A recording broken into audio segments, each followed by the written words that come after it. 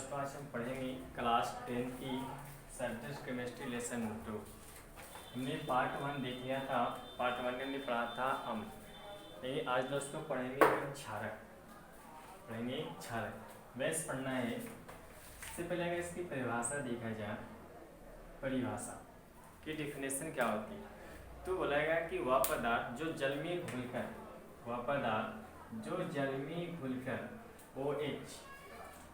OH ion देता है। क्या देता है? आयन देता है। जो वह पदार्थ जो जल में घुलकर OH आयन देता है तो हमारी क्या कहलाता है? क्षारक कहलाती है। जैसे हमने अम्ल की परिभाषा देखा था कि वह पदार्थ जो जल में घुलकर हाइड्रोजन आयन देते हैं, जबकि यहाँ पर देखा जाए OH आयन हाइड्रोजन के साथ क्या लगा हुआ है? ऑक्सीजन। जबकि हमने देखा था कि हाइड्रोजन आयन किसमें? ये हमारी अम्ल बताया था। जबकि इसके साथ अगर OH लगा हो और OH के साथ हमारी प्लस हो तो ये हमारी क्या कहलाएगा? क्षारक कहलाती है। क्या कहलाएगी? क्षारक कहलाती है।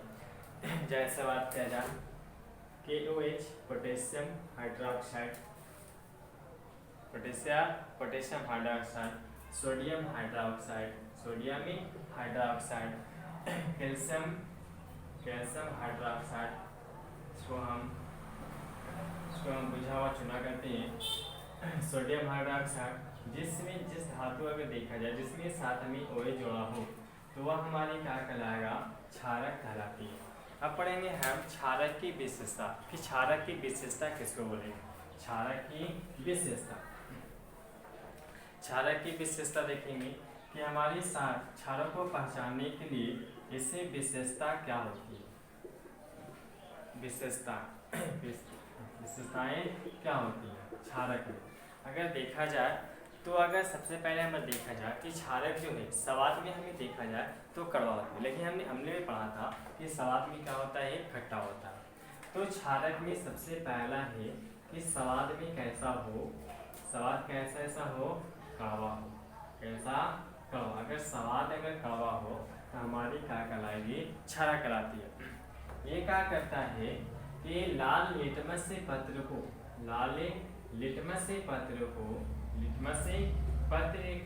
किससे चेंज करेगा?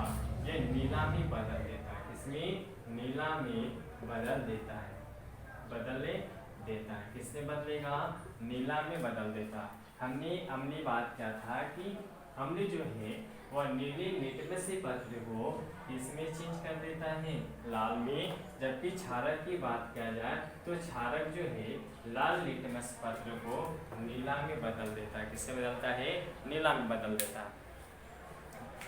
ये जो है ये अगर बात किया जाए तीसरा नंबर में, ये धातु क्षारक से अभिक्रिया कर, यह धातु जो है क्षारक से अभिक्रिया कर धातु जो है किसके साथ अभिक्रिया करेगा? क्षारक के साथ अभिक्रिया करेगा। तो ये हमें क्या करता है? ये हमें लवण प्लस हाइड्रोजन गैस बनाती है। क्या बनाएगी? हाइड्रोजन गैस बनाती है। लगा कि जब क्षारक किससे अभिक्रिया करेगा? धातु से अभिक्रिया करती है तो लवण प्लस हाइड्रोजन गैस बनाती है। जैसे बात किया जाए कि Zn प्लस हमें क्या लिया? क्षारक हम लिया NaOH लिया। जब हमने इससे अभिक्रिया करा तो ये हमें टूटता है Na2Zn प्लस में टूटेगा हाइड्रोजन गैस में। किसमें टूटेगी? हाइड्रोजन गैस में टूटती है। यह हमें टूटा हाइड्रोजन गैस। यह हमें किसका निर्माण किया? यह हमें लवण का निर्माण किया। यह हमें किसका निर्माण किया? यह हमें हाइड्रोजन गैस का निर्माण किया। हाइड्रोजन गैस का क्या निर्माण किया? हमें चौथा नंबर अगर देखा जाए तो चौथा नंबर जो है क्षारक जो है धात्विक ऑक्साइड के साथ, किसके साथ? क्षारक जो है धात्विक ऑक्साइड के साथ अभिक्रिया कर लवण एवं जल बनाता है। इसकी चौथी विशेषता की बात किया जाए तो धातु जो हमारी क्षारक है वह धात्विक ऑक्साइड, कौन सा? धात्विक ऑक्साइड, धात्विक ऑक्साइड के साथ, धात्विक ऑक्साइड के साथ कौन अभिक्रिया करेगा? क्षारक रहेगा साथ में। जब क्षारक इसके साथ अभिक्रिया करता है तो लवण प्लस जल बनाता है, लवण प्लस जल बनाता है। जैसे उदाहरण देखेंगे हम, उदाहरण देखेंगे कि जब हमें कार्बन डाइऑक्साइड के साथ अभिक्रिया कार्बन डाइऑक्साइड के साथ हमने क्या किया कि एक क्षारक को लिया और क्षारक को साथ अभिक्रिया किया तो हमें निर्माण किया कैल्शियम कार्बोनेट और प्लस हमें जल का निर्माण किया। किससे क्या? जल का निर्माण किया। इसे हम संगमरमर के नाम से, संगमरमर के नाम से, इसे हम कली चूना के नाम से जानते हैं, इसे संगमरमर के नाम से, चौक के नाम से, खड़िया के नाम से जाना था। तो कई बार क्वेश्चन में आया है कि संगमरमर का रासायनिक सूत्र क्या होता है? सूत्र क्या होता है? CaCO3। पंचमा में बात किया जाए क्षारक जो है, पंचमा अगर बात किया जाए कि क्षारक जो है वह अम्ल के साथ अभिक्रिया कर, क्षारक किसके? क्षारक जो है अगर पंचमा की बात किया जाए तो क्षारक जो है वह किसके साथ करेगा? अम्ल के साथ अभिक्रिया करेगा। और जब अम्ल के साथ अभिक्रिया करता है तो लवण प्लस जल का निर्माण करता है। किसका करता है? जल का निर्माण करता है। जब हमें क्षारक जब अम्ल के साथ, किसके साथ करेगा? अम्ल के साथ। जब अम्ल के साथ अभिक्रिया करती है तो हमें लवण प्लस जल का क्या करेगा? निर्माण करती है। जैसे अगर क्षारक की बात किया जाए, ये मेरा क्या है? क्षारक NaOH क्या है? Sodium hydroxide. यहाँ में NH सोडियम हाइड्रोक्साइड। जल ले लो कोई हाइड। अम्ल की बात किया जाए, इससे हमने लिया, जब इसको साथ मिलाया तो ये हमें निकला सोडियम क्लोराइड और प्लस निकला हमें जल बना। क्या बना? जल बना। जैसे देखा जाए ये मेरा क्या बना? सोडियम क्लोराइड, ये हमें क्या? जल। अब देखो सोडियम के साथ कौन आया? क्लोरीन। और क्लोरीन का कौन जुड़ा? OH प्लस जुटा। जब ये सब देखा जाए, इसकी अगर बात किया जाए कि हाइड्रोजन दो ये भी हो गया, तो इसको बोलते हैं हाइड्रोक्लोरिक अम्ल, इसको बोलते हैं सोडियम हाइड्रोक्साइड, सोडियम क्लोराइड, जल। ये हम इसे साधारण नमक के नाम से जानते हैं, साधारण नमक के नाम से।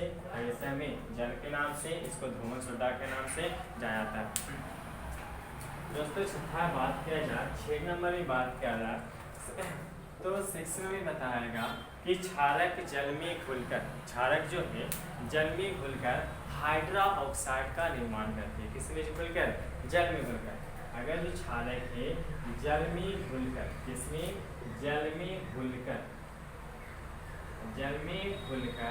हाइड्रा ऑक्साइड का निर्माण करती है। किसका करेगी? हाइड्रा ऑक्साइड का निर्माण करती है। हाइड्रा ऑक्साइड का निर्माण करती है। जैसे देखिए कि जल में घुलेगा, कौन घुलेगा? क्षारक। अगर NaOH को लिया हमने तो जब इसको हम जल में घुलाएं, किसको घुलाएं? जल के साथ अगर घुलाएं हम तो जल के साथ घुलता है तो ये हमारी सोडियम जो होता है हमें प्लस में, जबकि हमारी हाइड्रोजन किसमें निकलता है? हाइड्रा ऑक्साइड में निकल जाती है। यह में बात किया जाए पोटेशियम हाइड्रोक्साइड को लिया और इसको हमने जल के साथ अभिक्रिया कराया तो ये हमें टूटेगा पोटेशियम प्लस हमें क्या करेगा? OH में हमें क्या करेगा? चेंज कर देगा, इसमें करेगा OH में चेंज कर देता है। हाइड्रा माइनस जाएगा, माइनस में आयन। इसका में बात किया जाए, नेक्स्ट हमें क्वेश्चन की बात किया जाए कि क्वेश्चन में है कि पित्तल एवं, क्वेश्चन सुनिएगा बढ़िया से, पित्तल एवं तांबे, पित्तल एवं तांबे के बर्तनों में दही एवं खट्टे पदार्थ क्यों नहीं रखना चाहिए? क्यों नहीं रखना चाहिए? तो बोला गया कि पित्तल एवं दही के बर्तनों में दही एवं खट्टे पदार्थ इसलिए रखना चाहिए कि नहीं रखना चाहिए क्योंकि दही एवं खट्टे पदार्थ में मौजूद लैक्टिक अम्ल होते हैं। अब तो हमने बात किया कि पित्तल और तांबा, जो हमारी पित्तल और तांबे की जो बर्तन होती है उस बर्तन में क्या बोला गया है कि दही एवं खट्टे पदार्थ क्यों रखना चाहिए कि जो हमारी दही जो खट्टे पदार्थ होते हैं उससे पहले से क्या उपस्थित होता है लैक्टिक अम्ल, क्या उपस्थित होता है लैक्टिक अम्ल उपस्थित होता है। क्या उपस्थित होता है लैक्टिक अम्ल उपस्थित होता है, जो पित्तल और तांबे की बर्तन क्या होता है अभिक्रिया कर लेती है, अभिक्रिया कर एक हानिकारक विषैले यौगिका बनाता है, जिसके कारण हमें खाने लायक नहीं रह जाता है। तो हमें बात किया जाए कि प्राकृतिक में जो है हमारी अम्ल की बात किया जाए कि हमारी प्राकृतिक में बात किया जाए प्राकृतिक स्रोत क्या है, प्राकृतिक स्रोत एक हमें है अम्ल, क्या है अम्ल, एक में प्राकृतिक स्रोत एक हमें शब्द क्या है अम्ल है। हमने बात किया जाए प्राकृतिक स्रोत का पहला बात किया जाए सिरका, किसकी बात किया जाए सिरका। तो सिरका में कौन से अम्ल उपस्थित होता है एसिटिक अम्ल, कौन सा एसिटिक अम्ल, कौन सा एसिटिक अम्ल। संतरा की बात किया जाए कि संतरा में कौन सा अम्ल होता है, तो इसमें हमें साइट्रिक अम्ल होता है, साइट्रिक अम्ल, कौन सा साइट्रिक अम्ल। संतरा में कौन सा साइट्रिक। दही की बात किया जाए कि दही जो हमारी खट्टा होता है उसी खट्टे में इस दही में हमारे कौन सा अम्ल होता है, तो इसे हमें होता है लैक्टिक अम्ल, कौन सा लैक्टिक अम्ल, कौन सा उपस्थित होता है लैक्टिक अम्ल उपस्थित होता है। नींबू की बात किया जाए कि जो हमारे नींबू होता है उस नींबू में कौन सा होता है, इसे हमारे होता है साइट्रिक अम्ल, इससे भी हमें क्या होता है साइट्रिक अम्ल उपस्थित होता है, साइट्रिक अम्ल, कौन सा अम्ल साइट्रिक अम्ल उपस्थित होती है। इमली की देखा जाए कि इमली में कौन सा होगा, तो इमली में जो हमारी है इसमें टाइट्रिक अम्ल होता है, टाइट्रिक अम्ल क्या होता है उपस्थित। दोस्तों हमें बात किया जाए कि प्राकृतिक स्रोत की जो हमारी प्रकृति के द्वारा जो बनाएगा, जैसे सिरका की बात किया जाए कि सिरका में कौन से अम्ल होता है, तो एसिटिक अम्ल उपस्थित होता है। संतरा में कौन सी साइट्रिक अम्ल, कौन सा साइट्रिक। दही में कौन सा लैक्टिक अम्ल, नींबू में कौन सा साइट्रिक अम्ल, इमली में कौन सा टाइट्रिक अम्ल उपस्थित होती है, साइट्रिक अम्ल उपस्थित होती है, ठीक है अम्ल हो गया। अब हमें बात किया जाए कि जो हमारी क्षारक होता है, क्षारक एक हमारी होता है परवल क्षारक, एक होता है दुर्बल क्षारक। जैसे हमने पढ़ा था कि ये परवल अम्ल और एक हमारी क्या होता है दुर्बल अम्ल, तो उसी प्रकार से हम पढ़ेंगे क्षारक अम्ल। बात पढ़ना है क्षारक अम्ल। सबसे पहले पढ़ेंगे परवल क्षारक, कौन सा पढ़ना है परवल क्षारक, तो जिस विलयन में हाइड्रोजन आयन OH आयन, जिस विलयन में हाइड्रो ऑक्साइड या इसको हाइड्रोक्साइड बोलेंगे या OH आयन बोलेंगे, OH आयन की सांद्रता अधिक संख्या में होती है। जैसे हमने पढ़ा था कि जिस विलयन में हाइड्रोजन आयन की मात्रा अधिक हो तो उसे हम परवल अम्ल के नाम से जानते हैं। उसी प्रकार से हम क्षारक की बात करें, जो परवल क्षारक है, तो जिस विलयन में हाइड्रोजन आयन की सांद्रता अधिक हो तो उसे हम परवल क्षारक कहते हैं। दुर्बल क्षारक की बात किया जाए, कौन से क्षारक दुर्बल क्षारक की बात करें, तो दुर्बल क्षारक बोलेगा कि जिस विलयन की सांद्रता OH आयन जो है कम संख्या में हो तो उसे हम दुर्बल क्षारक कहते हैं, उसे हम दुर्बल क्षारक कहते हैं। तो दोस्तों हमने पढ़ा क्षारक तो हम नेक्स्ट टॉपिक में आगे पढ़ेंगे, हमें बात करेंगे सूचक, इसकी बात करेंगे सूचक की।